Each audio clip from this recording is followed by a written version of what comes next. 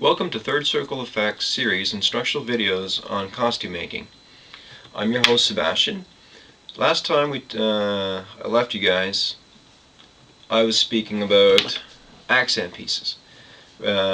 Pieces that can be removed from a clay model or built separately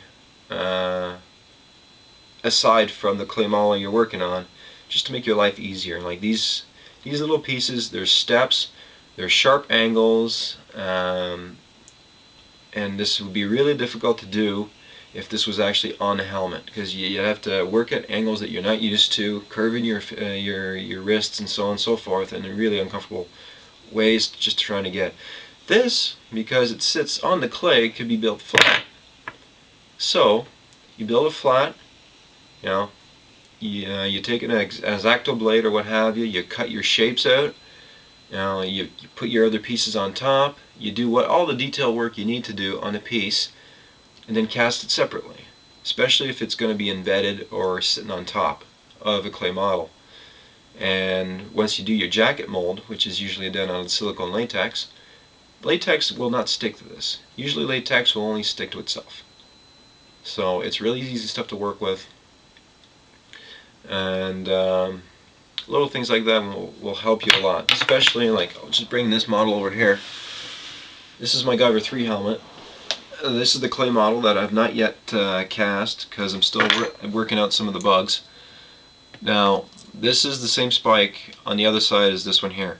Now, if this was out of clay and I needed to change the orientation of the spike, if I needed to shift it up, down, or facing forward, what have you, I couldn't do it out of clay, because I'd have to rework the spike, because it's a thin piece of clay, and there'd be a lot of marks, a lot of curves, divots, imperfections that I just don't want in it, and it'd be just so time consuming to do this.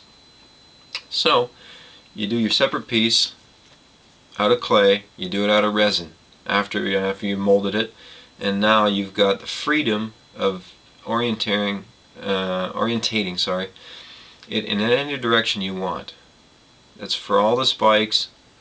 Basically, on this mask, the breather units, all the spikes, the control metal, and the side pieces are all out of plastic, and they are all removable because they're very smooth surfaces, or they'd be really hard to keep smooth if they were out of clay. These I found on eBay. I've also found out that you can buy these at a craft supply store. They're just hollow acrylic balls that come in two halves for ornaments and that kind of thing. And they're relatively inexpensive, especially if you buy them in larger quantities. This piece is a road hockey ball that I cut in half. I did all the trim work, put one half inside the other, smooth it out with sandpaper while it was separate. I didn't do this while it was on the actual model.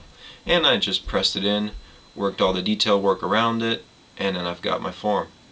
Later on I'll be popping this out, because I needed the size for the shape, and doing this out of latex. Therefore I'll have my cast for my control metal out of resin, and I'll never have to do it again. It'll be done once, it'll be done right, and my quest for finding the perfect shape will be over. Now, last little bit I want to touch base was smoothing out. And when you're trying to smooth out clay, if you're trying to get a really smooth finish to it, you'll find it's really difficult to get it like mirror finish. It's really hard. And there's two ways you can deal with that. You can use a spray bottle of water and just constantly glide over the one area until you've got the finish that you like. Or if you've got a lot of little bumps and divots and that kind of thing, you can spend hours trying to smooth it out. Or you can take a little block of clay and take little bits, like finger pinches at a time, and just feather them into the imperfections in the clay. You're not applying a lot of pressure, you're just gliding your hand over top. You're just barely touching the clay, and it's just gonna help it just feather it in. And you'll notice after you've done like one half and you look at the other half, the difference is just night and day. And it's a really easy technique, and it works great. So that's pretty much all I wanted to cover today, is just to give you a quick heads up on some of this stuff, so especially the detail work.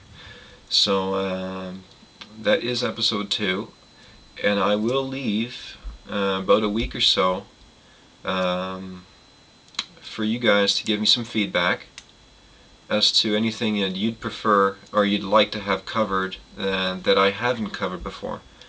And any other videos or something you'd rather have, you'd like for me to go in depth about. So, give me some feedback. Shoot me an email. I will have my Facebook address on the bottom on the screen at the end of this video, as well as my website. Website, you cannot contact me through it. You can contact. I've got, I think, my Facebook address on my website. So if you want to check out some of the stuff, some of the work I've done, by all means, check the website out. There's some tips on there as well, and it'll be listed at the bottom of the screen. Have a good one.